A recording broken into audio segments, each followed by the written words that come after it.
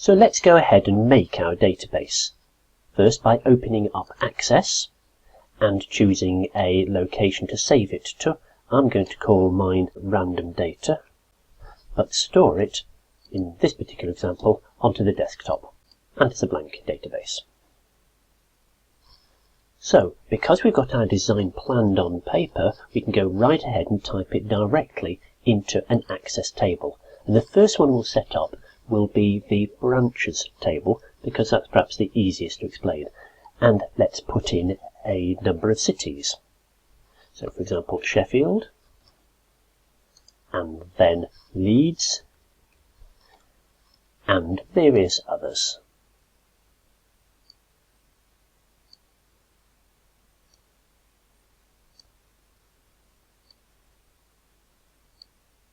Super.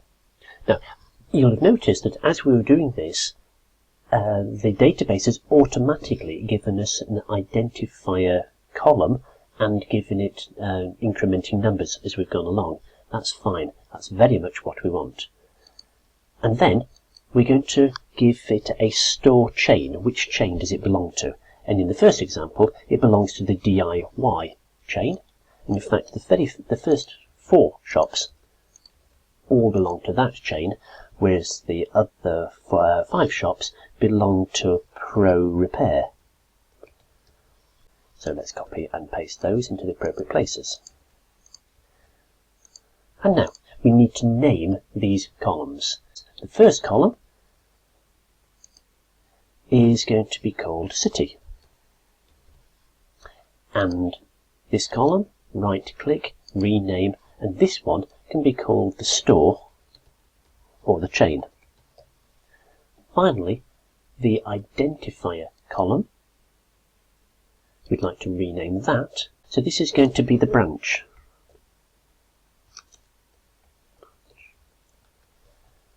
And finally, we need to save the table, and it will ask us what do we want to call it. This is going to be the dimension for branches.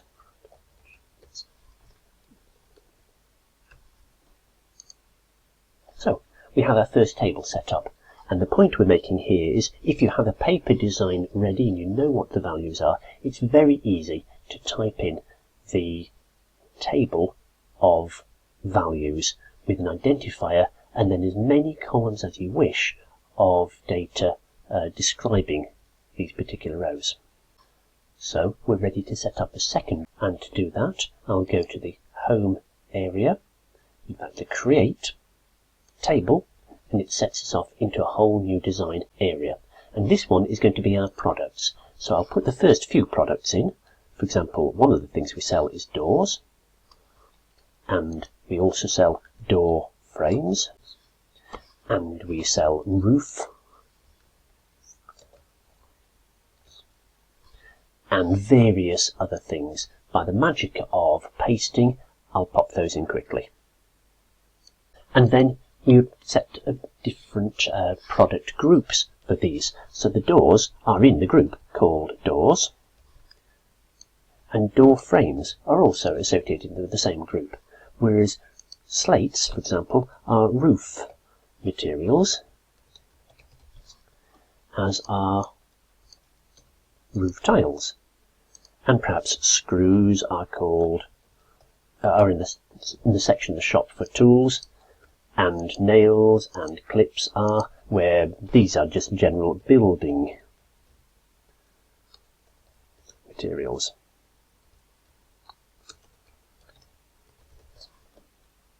So let's copy that.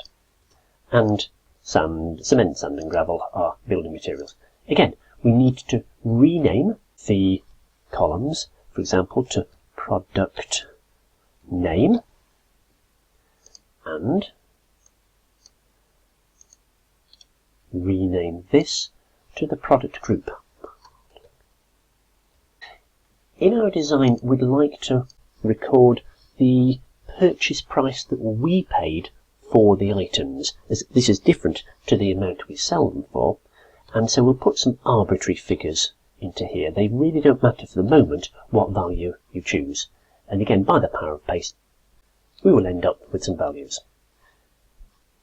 Finally, we need to rename the columns. So this is going to be the products table, so this would be the product ID. We've got the product name, the product group, and now we need to rename this to the product nominal value. And save the table as it is a dimension for the products. We need a third table, the customer table, and to save a little time I've entered these already, but it's the same idea.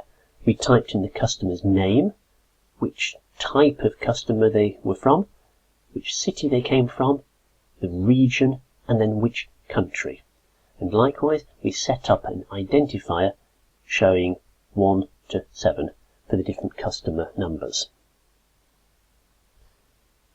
The next thing in our design would be to enter two more tables, the dates dimension and the list of all the sales that we've made during those dates. That would be the fact sales table. Now, for dates table, if we had 1 year with a row for each date, we would end up with 365 different rows. And if we wanted to model 2 different years, we'd end up with double that, 731. That would be a lot to type in row by row by row. So we'll take a different approach to that. We'll leave this open, but switch to Excel and generate the table in Excel and then import into Access.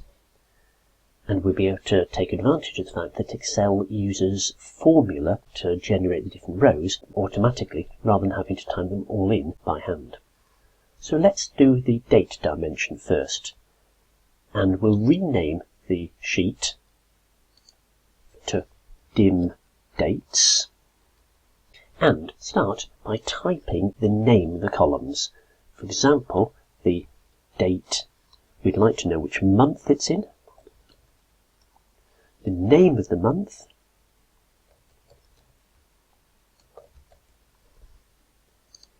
and which year it's in. In our example, we're going to set up a different row for every day between the 1st of January 2014 and the 31st of December 2015. So let's put the first one in by hand, which is the 1st of January 2014. Now, rather than typing in 1 for month, we could use a formula to say equals the month of this first cell. And that says it's the month. Likewise, we could type in January, but there is a formula that will generate this for us. This formula is to type in equals the text value for the date cell in the format of wanting it as a month. That's 4 M's in a row, close the bracket, and this will tell us it's in January. Finally, for the year, we could type in 2014, but it's just as easy to put year and then this cell. So that's done the first row. To get the second day, we could do exactly the same again, but take the second date as being the first date plus 1. And it will automatically calculate that as 2nd of January. And we could go through all these formula. Alternatively, we could take these and paste them there. Now, of course, it's still in January 2014. If I was to scroll a long way down, I'm going to cheat a little bit by making it smaller and dragging all those down quite a number of rows and then expanding a bit. We've now generated quite a number of rows. We've generated something like 70 different rows, and you can see the formulas are working there. We could just drag that further and further and further down to row 731, which gives us exactly the right range. There are other ways of dragging this down or getting the full range there. So, can you see we've generated a large number of rows with their header. I'm going to save this. save this as to the desktop, and I'm going to call this random data. Of course, this is a spreadsheet. And now we can go back to Access and use external data to read from, so import from Excel. The data is on the desktop, there it is.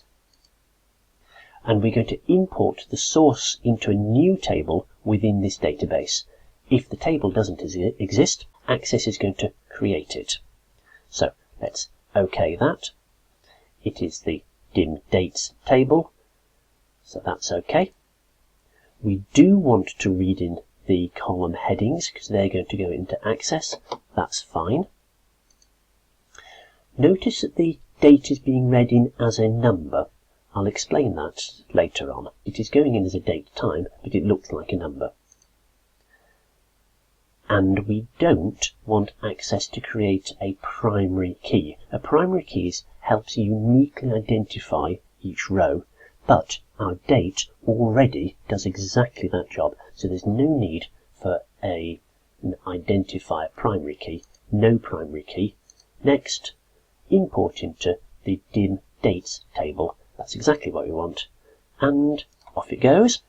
And there it is. Straight away we have a new table with all our dates in. So that was a great way of creating a large number of dates. Now let's now do the same thing to create some facts tables. So we'll switch to a new sheet and rename it to Fact Sales. And just as we did for the dim dates, we start by naming all the different columns. So the first column we want to be calling it dates. Then which branch was the sale at, so the branch ID. Which customer, so the customer ID. Which product, so the product ID. And then two measures or two quantities about the sales. And the first is how many products were sold. So we'll put in quantity and the sales value, the amount of money earned. Super. Now these are a little bit different in that these are completely random numbers for the moment, but there are going to be many of them. And the easiest one to explain is quantity. In any one sale, we could sell any number of a particular product, and we can generate some data for that by putting in the random between. The minimum number of items we'd ever sell in one sale would be 1, and let's say, purely for the purpose of this demonstration, the maximum number of items we sell in any one sale is 50. And that's generated a random number between 1 and 50. If I copy it down a little bit, you'll see that they are this completely random range between 1 and 50. Likewise, we could do the same for sales. We could do a random and choose some very arbitrary values. Let's say the minimum amount of income we ever get from the sale is £10, and the maximum we ever get from the sale is £100. Much later in the module, you'll be able to alter these and control them to more sensible, more controlled values. But for the moment, let's just go with generating random figures.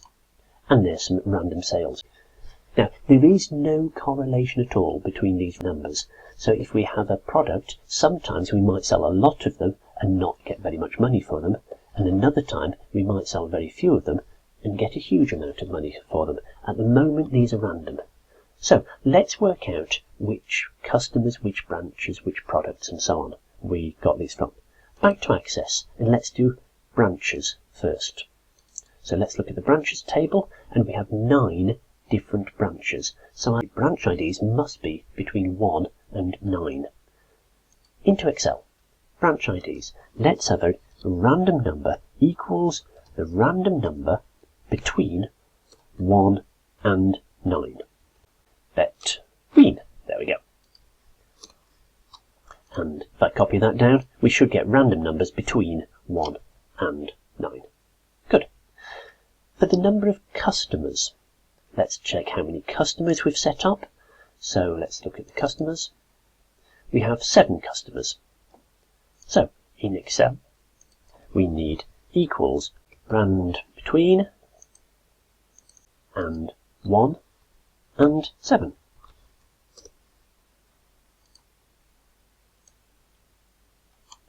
Good. Between 1 and 7.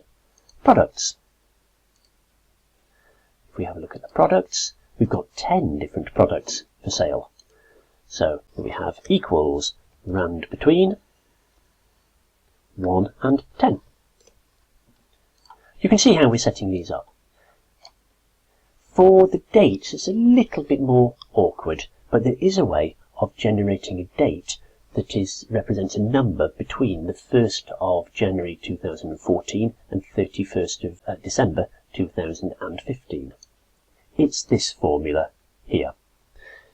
This is going to generate a random number between the lower value and the upper value. And the lower value is going to be whatever number represents the date 1st of January 2014. The upper number is going to be whatever is represented by the 31st of December 2015. So let's press enter on that. This is the number that happens to represent that date.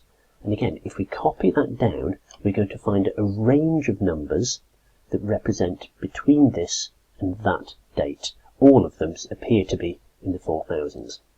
Now, so far, we seem to have got 11 different sales events. If we take any one of those and copy it down a little bit, we're generating a few more. And if we scroll down a little bit more, we can generate more and more and more dates. Now, there are some ways that we could go straight to row 10,000, for example, and paste those all in. It's easiest, if you're a beginner, that you just scroll further and further until you get to around 10,000. But for the purpose of keeping the video short, I think I'll take the shortcut. Yo! There we are. Well, in fact, I've overdone it, haven't I? I've gone on to too many rows. But do you see what we have here? We have a large list of sales. So on this date, in this branch, this customer bought that product. They bought this number of them, and they paid that much. At the moment, these are random values, but they will help us explore how stars work. Later, we'll show you a method of controlling these, so there are much more sets of patterns between how much they bought and how much they paid. But for the moment, that's fine. So let's save all of this, and then switch back to Access, and we will go and import the facts table into here. So, external data, we're reading from Excel. We need to go and find where the file is. Let's browse for that, and it was random data, of course. Again, we want to import into a brand new table in the current database. The table doesn't exist, so Access is going to create it. That's exactly what we want. This time, of course, we want the facts table. And next that, we do, of course, want the row headings. We need those in our database. Just watch out for this one. We're going to import these numbers, but we want them to be treated as dates. So we need to select the date or the date time in this context. They will look like numbers, but when we've read them in, Access is going to treat them as dates. Now, in all the other dimensions, we've said do not create an extra primary key, because the IDs that we put in for each of those is quite sufficient. In this particular case, for a facts table, although theoretically you don't need a primary key, an identifier, it's going to help us later in the module if each one of these rows does have a row number. We're going to select Let Access add a row number. Next, we want to call it Fact Sales. That's fine. Finish. And this is going to take a little bit longer than the other because it's a longer table. You don't need to save the import steps. Close. And now, when we look at this, we've got a very long table of random numbers. Let's close all these tables, so close all, and then there is one technical issue that you may need to adjust. When we look at the fact sales and open it in design view and have a look at the different types of the columns, you'll see that the dates is quite correctly date or date time. The branches, the customers and the products, these are all the dimension pointers. They are numbers, but Access is likely to set them into the type of double, and we need them to be long integer. So we need to go through each one of these into long integer. Anything that is an identifier, check that the field size is long integer. You don't need to do it for quantity and sales value because they are measures. You don't need to do it for the date because that clearly is date. The reason for doing it in the facts table is because if we were to visit any one of these and do a design view there, we are likely to find that ID is a long integer. And we need to make sure that if the dimension identifiers are in long integers, then each of the references to them in the fact sale is long integer as well. The easiest way to do that is go into the fact sales and make sure that they are set there. So again, let's close all of those. Yes, we do want to save all of these. And there is one other technical check that we need to make before we try drawing a star diagram, and that's to check that the keys, the identifiers, are set up correctly. So we're going to go into each one of the dimensions and just check that it has a key symbol here. This one does. Customer, design view, yes it does. Date, design view, right, date hasn't set itself as a primary key, so we're going to right click set primary key. Possibly because we created it ourselves, that has a primary key. Facts, design view, and this one does have a primary key, that's fine. So close all those again, and now let's draw the star. So database tools, relationships, and it lists the different tables that we might want to put into the star. Now, clearly we've only designed these tables because we want them, so let's select them all and add them. And then arrange them to look a little bit in a star format. So we've got dates and branch, so let's put dates and branches. And then we've got customers and products, so let's put customers and products. And then we can start linking these. If there is a mention of a particular date in the fact sales, we want to link it to the correct row in the dimension table. Enforce the integrity, well, we'll explain that later in the module, and that's correct. Branches. Let's join the branch ID to the branch ID. Let's join the customer to the customer ID. And let's take the product to the product ID. It's just possible that you get an error on doing any one of these links when it says that these are not unique. The chances are that you have by mistake included a blank line in the import of the data, and all you need to do is go to the right table and delete that blank line. However, I do see that I had a spelling mistake in the product ID, so just quickly I'm going to go to the design view and change that into the product. There, close that. Yes. And you see it's changed here. So what you have succeeded in doing here is creating a simple star diagram. For your assignment, we want you to create your own simple star. You should have a facts table surrounded by a number of dimensions. In our example, we've got 4 dimensions. You might have 3 in this simple example. You might have more than that. You've seen that some of the dimensions can be typed directly into the Access tool. However, dates is a problem in that it tends to be a few thousand rows long, and that the sales table itself can be tens of thousands of rows, and rather than typing those in directly, it's easier to put them into an Excel spreadsheet and then import them into Access.